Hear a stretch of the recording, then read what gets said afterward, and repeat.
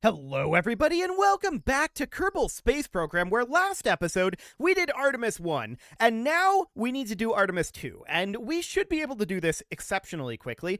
I mean, NASA didn't, but it hasn't happened yet, but we can do this super easily because we're just going to reuse our SLS from the last mission, and we're going to do basically the same mission as last time, but this time it's going to be crewed. Now, we're going to load this guy, and you can see just how expensive SLS is. That alone is going to be eating up most of our budget, and we need to develop Starship and launch one of those as well. This whole thing is going to be suspicious on the budget front. No doubt about that. But we're ready to launch this thing. This is our upgraded variant with added struts for, in theory, stability. We'll see if that actually works or not. It's also kind of ugly, so there is that. But otherwise, this thing should be ready to go. We also added in a docking port up here to be able to dock to Starship, which, of course, is not yet built. And we added an antenna. So all things considered, this should be reasonably fine. Let's save this, put this out on the pad, and we're just going to launch this as is. So we're going to take this up into orbit here. And, I mean, we had a pretty high trajectory last time. No doubt about that. So I think what we're going to end up doing this time is being a little bit more aggressive on our gravity turn. So we're going to throttle up. No, we don't need you, MechJeb. Get out of here. We'll keep the smart ASS, of course, and we'll put that on kill rot. I'm going to throttle up, and we can just lift this off. So what we're looking to evaluate here is A, do we have the wobble fixed? And B, do our Kerbals survive? We expect the answer to that to be an unequivocal yes. So let's lift on off here and get ourselves a little bit of verticality. Instead of going to about 10 kilometer apoapsis, I'm going to start a gravity turn at about 5 kilometer, and we're going to just be more aggressive with the gravity turn because we know that we have the margin to do it at this point. So that'll be absolutely fine. So we're at about 1.5 kilometer apoapsis right now. I want to keep an eye on how long we've got on our SRB birds. That'll be okay. These engines feel kind of hilariously small, but it's fine. It's absolutely fine. So that's 5 kilometers. I'm going to start bringing us right on over. Are we going to park at 45 degrees like before? Well, we're at about 10 kilometer apoapsis right now. We're not turning super quickly. That's okay. We've got about 40 seconds of burn time left on our SRBs. And we do want to get a good amount of horizontal speed here. I kind of want to just head directly over towards the horizon and see how it goes. We're definitely feeling a lot more stable, so that's a good sign. Our apoapsis is a bit on the low side. We can see our time to apoapsis was holding there. So I'm going to... We were a little bit overkill on our turn, but now we can resume our turn again. Just keeping an eye on that time to apoapsis. I think we'll be okay to just put it here. We're very low in the atmosphere still. And we're going to have some heating effects. No doubt about it with this low of a gravity turn. 2, 1, 0. SRB separation. Okay. As I said, we're very low in the atmosphere, and we can see our time to apoapsis is currently going down. So I'm just going to hold the attitude here. This is definitely too extreme of a gravity turn. But as I said previously, we know we have lots of delta V margin. So I'm just going to hold us here. What could possibly go wrong?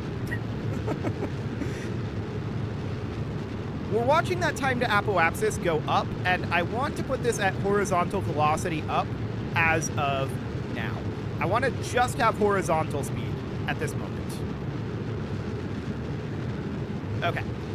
This apoapsis height is not going up very much at all at the moment, but that will start to increase significantly. We are seeing heating gauges. This is definitely too steep of a gravity turn. So that's definitely noted. We're keeping an eye on the heat gauges. We're seeing the apoapsis height really start to go up here, though. 150. 200. Okay. So we're just going to park about here for now. We're going to have to do a little bit of station keeping because we're quite low in the atmosphere right now. No doubt about that. And let's just bring that back up a little bit. I'm going to park this at about 250. Okay. We're very low in the atmosphere. I want to point that out. So this was definitely too extreme of a gravity turn. No doubt about that one. That said, our altitude is going up quite a lot. And this will push us out of the atmosphere pretty soon-ish. We are trying to get around to horizontal velocity up. I'm wondering how we're doing on electric charge. The answer to that is okay. It's fine. And we're going to want to do another station keeping burn here shortly. We've got plenty of delta V to do this, but this is obviously non-optimal. We need to find a happy medium between those two. That's very clear. We're at about 40 kilometers in our altitude right now, and we're just parking in the atmosphere for way too long. I'm bumping us back up to a 250 kilometer apoapsis. We're losing a lot of speed right now to drag, which isn't shocking, all things considered. This has definitely been an interesting experiment. And we are going to get out of the atmosphere reasonably soon here. We can see, based on our trajectory, just how much horizontal speed we have here. It's a lot. We are quite elliptical. That said, there's a lot less drag now. So things are looking better. No doubt about that. We still have plenty of delta V for this. But this is not the kind of trajectory we'll be taking in an overall capacity. That's very clear. I'm going to bump us back up to 250. There we go. And we'll call that good for now. Let's just physics warp our way out of the atmosphere. We'll have our solar panels deploying relatively shortly. Our electric charge is doing absolutely fine. No problem whatsoever there. But yes, this is very clearly too steep of a gravity turn. We spent too much time in the atmosphere. That's okay. So we are in space now, and we're going to extend our communitron. I also want to extend our solar panels. There we go. And let's just get ourselves a circularization right up over here. That's a little bit too much. Something a bit more like that. And I don't actually want that 0.1 meters per second that we got in the normal direction. Let's not do that. Okay, let's head around to this node. That is going to definitely take some time with all this mass, but this is definitely much more rigid of a rocket. It's not perfectly rigid, but the struts have definitely helped. So that is both good and unfortunate, because I don't like the way they look. If only we could make struts invisible. That would be neat. I think you can do that with like an auto strut mod, but okay, we'll just get in position for this burn here. 159.3 meters per second. We'll have some leftover delta V in this as usual.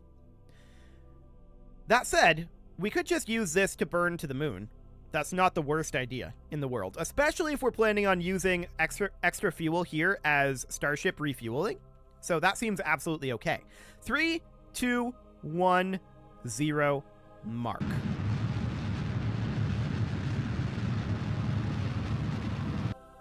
Okay, that's good enough.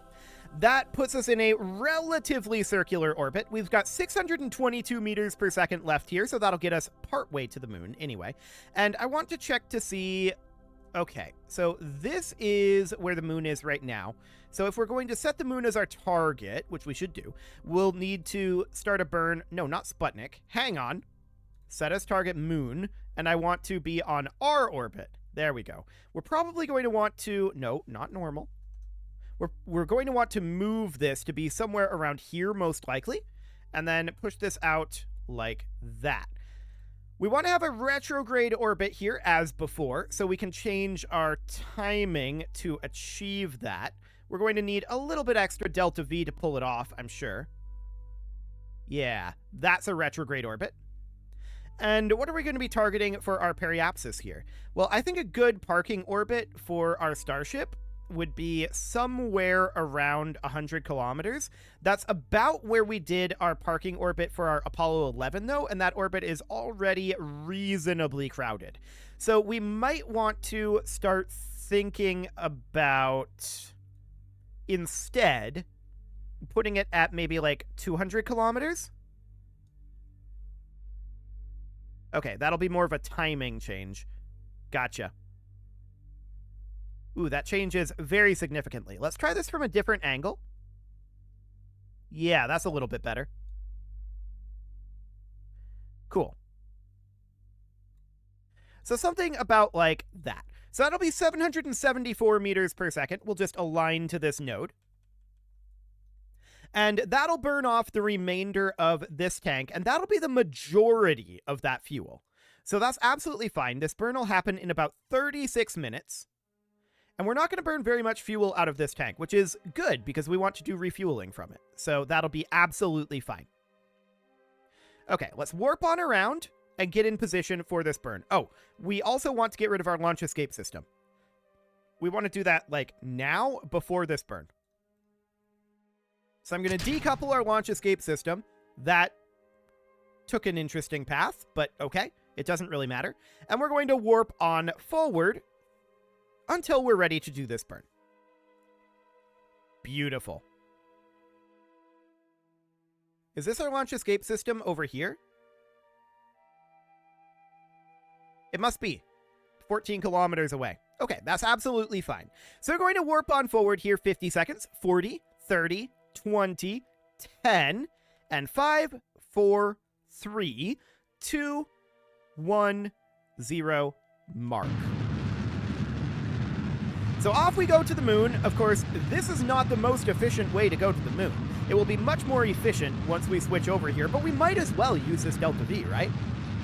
I mean, we're going to throw away Delta V here, but we might as well get used to this as part of the procedure. Okay. Excellent. And we're just going to burn like 100 DV on this. Yeah, that looks great. And then, of course, we're going to have to do a retrograde burn entering orbit once we get to the moon. Overshot this a little bit, 1.8 meters per second. This is close enough. Yeah, we would have to probably bring this into like a 300 kilometer orbit anyway in order to do a rendezvous with the starship. So that's absolutely fine. For now, what we're going to do is we're just going to enter orbit here. Cool. And we'll do like we did before. It's basically the same mission as last time. I want to be very, very clear about that. The only thing that's different for us is that there's crew involved. The thing that is different, I believe, in reality is that they're going to be entering a different orbit. They're going to be entering their real orbit because last mission, Artemis 1, they entered a more difficult orbit, I believe. So let's warp on forward here. This is, of course, going to be happening in about 3 hours. Of course, it takes significantly longer than that in reality to get to the moon, but that's absolutely fine, especially with the crazy paths that they're taking with the Artemis program. Like I've said multiple times in the past, we can't replicate that. It simply does not work in KSP. So we're going to get in position for this retrograde burn. And that'll be in about 50 seconds. We'll enter orbit of the moon, and then all we need to do is head on back. So it's basically a carbon copy of last mission, and we just want to get this done relatively quickly and start work on the starship, because that's what we need next. And I am going to give us money for a proofing flight of running the starship out to the moon, and I'm also going to give us money for proofing landing the starship on the moon and returning it back to a parking orbit. So that's going to be the overall concept on how that's going to work, but any other starship development, we will have to foot the bill on. Okay, so we can put this in kill rot. We are now here at the moon with lots of extra Delta V.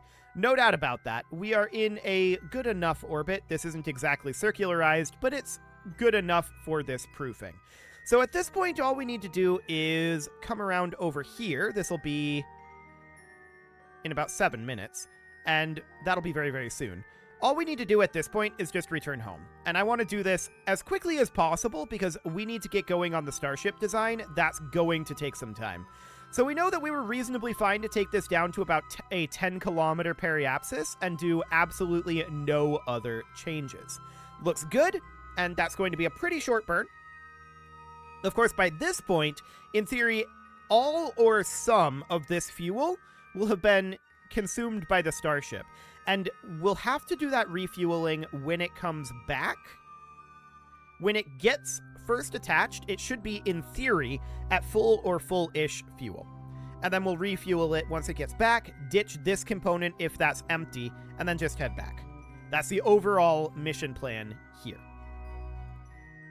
Okay, so we'll get in position for this burn, and that burn will be in about 7 minutes. So let's warp on forward to that. And let's do our return flight. Excellent. So this will be about 50 seconds. 40, 30, 20, 10, and mark. So those 2 starship flights that I outlined that we're going to get paid for, well, really that's 1 starship flight, but we'll get paid twice because it proofs the 2 components of it. And that'll be absolutely fine. The other concern that I have, well, I want to be clear that that is going to be unmanned. And then Artemis 3 is going to be a manned variant of that, where we fly out like this on Orion, and that'll be absolutely fine. So at this point, we should no longer need to have any of our fuel. So let's get rid of this tank. This tank will have been primarily put into Starship. This tank may have been put into Starship at this point, but will likely have been used for our return journey. But we don't need it here, so we'll ditch that as well. And with those gone, I want to double check. Yeah, 6 kilometers, that's fine. Okay, so we're just going to warp our way on out of here. We are headed home, and we definitely do have connection here. So that seems absolutely fine. So the Starship flight, the first one, is going to be unmanned. We're going to have to do... Well, we don't have to proof landing on Kerbal. That is a thing, of course, that they've done in reality, or are still working on, really. That is a thing that is going to be a thing in reality, but for our purposes here, we don't really need that. Where is Kerbal? There it is. Okay. So for our purposes here, we don't really need that at all. We're just going to fall on down to Kerbal, building up a lot of speed as we fall. Excellent. And we're going to hit the atmosphere here shortly. There we go. We're in atmosphere now, and we need to retract this solar panel. We need to retract this antenna. We may end up losing the antenna on re-entry. If we do, that's fine. I'm not too concerned about that. Okay. So let's physics warp our way through here unless we see significant problems. Yeah, I think this antenna is indeed going to burn off. We have huge G-forces here. But we're decelerating significantly. Actually, the antenna is fine. Okay. Beautiful. No problem whatsoever there. Chutes are out, and we're coming down on land, which is not necessarily intended. But I guess we can grab a crew report from flying low over Kerbal's Badlands, and we'll grab an EVA report. Apparently we haven't been here before. We'll grab an EVA report as soon as our chutes deploy, which will be pretty shortly here. So there's the drogues deploying, and the mains will be deploying right about now. So we're slowing on down. Let's have Bob EVA. We're going to grab that EVA report. We might as well. And let's make our way on down. Fantastic. So that is Artemis 2 completed. Not too much that we needed to do there. I do feel like the upgrades that we put in are good. Like, there was not a significant stability issue there. That was very, very solid. So as far as the SLS portion of this flight goes, I would say that that is thoroughly proofed. So that looks good. And we'll just, I guess, have Bob EVA and grab all this information here. We might as well. Cool. We don't have anywhere to store another crew report or another surface sample, so that's all we can get for now. But we'll get a little science out of that, which is remarkable. And we've got a few minutes here to start working on our starship. So starship is going to be a beast. I don't think we have any good way to put 33 engines on the Super Heavy booster. I'm not going to lie. We need to decide what size of fairing we want to use for it. And I think we need to use the maximum size of fairing. So that'll be a 5 meter. Okay, so that's all fine. We do need to get our payment for that, so let's make sure to do that. There we go. And I want to hop into the VAB here, and I want to slap together a really, really quick mock-up of a starship. So let's get that loading on in here, and we are going to pull up a reference image here. Okay. So that is going to be... This is not a great reference image. Okay, these are terrible reference images. Excellent. Well, we've got this one, which is, you know, kind of obscured. But this is a basic concept, right? They've got the fins here, and then it's basically just a nose cone and then a straight line. And they've got the grid fins here that don't actually retract. We're probably going to do that via aero brakes again, but that's all reasonably fine. So Super Heavy is going to want to land back on Kerbal. So let's do a new craft here. This is intended to be manned. So I'm going to base this off of, let's see here. What is the largest that is available here? I think we're going to have to do this as part of, like, the nose cone with a Mark 1-3 command pod.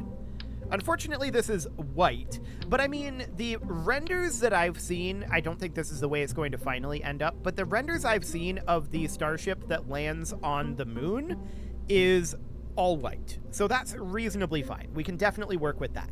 So this will be part of the nose cone. This is not intended to land back on Kerbal. So up top here, we could put in, I mean, this will have to be a nose cone up here.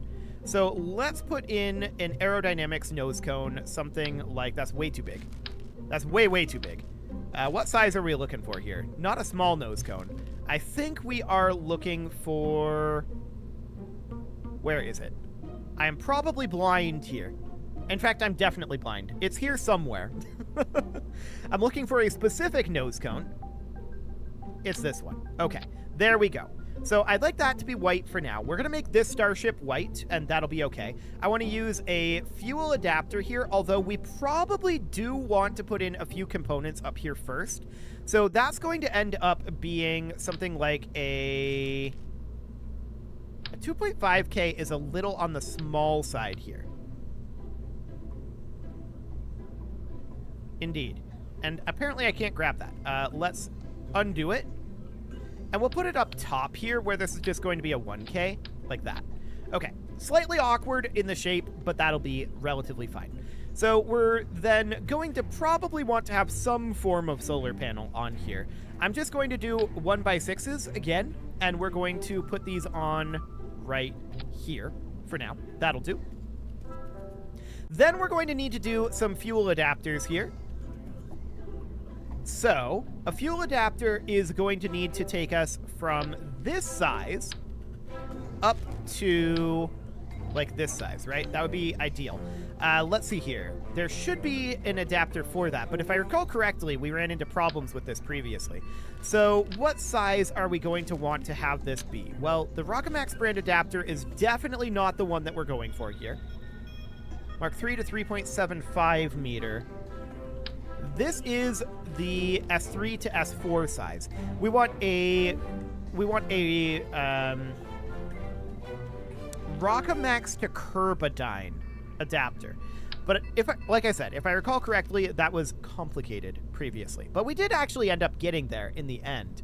So there is such an adapter here. That's 2.5 to 1.25 meter. Let's see. Where was that adapter?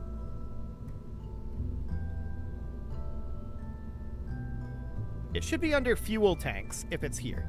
And we need the Okay. I've completely forgotten this, which is very sad because we just did this not too long ago.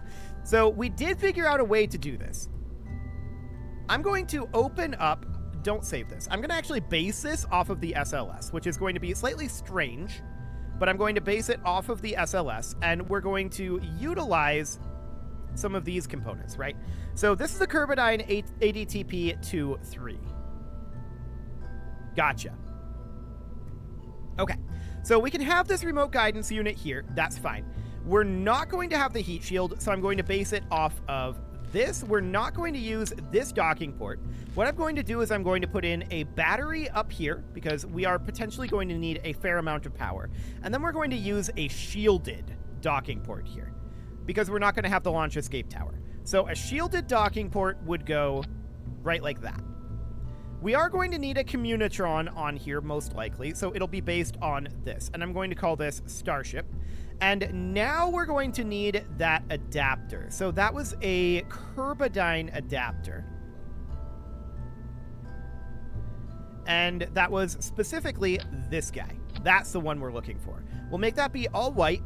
And then this is like the tip of the nose cone, right? And then that's going to go up to the S3, S4. That has to be black and white, which is a little bit unfortunate. This nose cone is a little long, no doubt about that. But I think that'll be reasonably fine for now. So this guy is black and white only. So we'll have to do something kind of like this.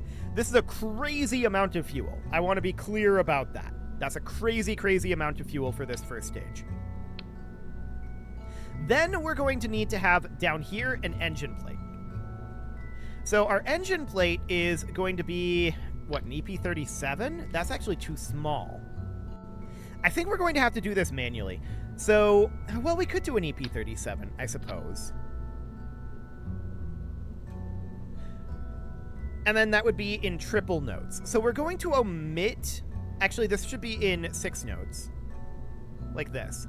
But we're going to omit the sea level thrusters because this is intended to land only on the moon, right? So we're going to omit those, and we're going to put in something along the lines of... Terriers are probably too small. We may want to go with poodles here. And then we would put in 3 poodles. Okay, that wants to adapt up to 6. Let's get rid of the engine plate for the time being. This is going to be slightly awkward here. So it'd be something like this, but I would want these to be single. So something like that. We are omitting the 3 surface level boosters. And I don't love the positioning of these right now. That's possibly slightly better. Okay, so over the moon, my question is, what is this thrust to weight? 1.32. We could land on these, but we shouldn't. We shouldn't. Now, what about landing struts? Are we going to utilize landing struts of any type? That is definitely a question. LT2 landing struts are way too small, so probably no. And the reason we don't actually want to land on these is because we're going to use landing thrusters that are up higher to avoid kicking up too much regolith. So that'll be okay. We could use something along the lines of potentially thuds.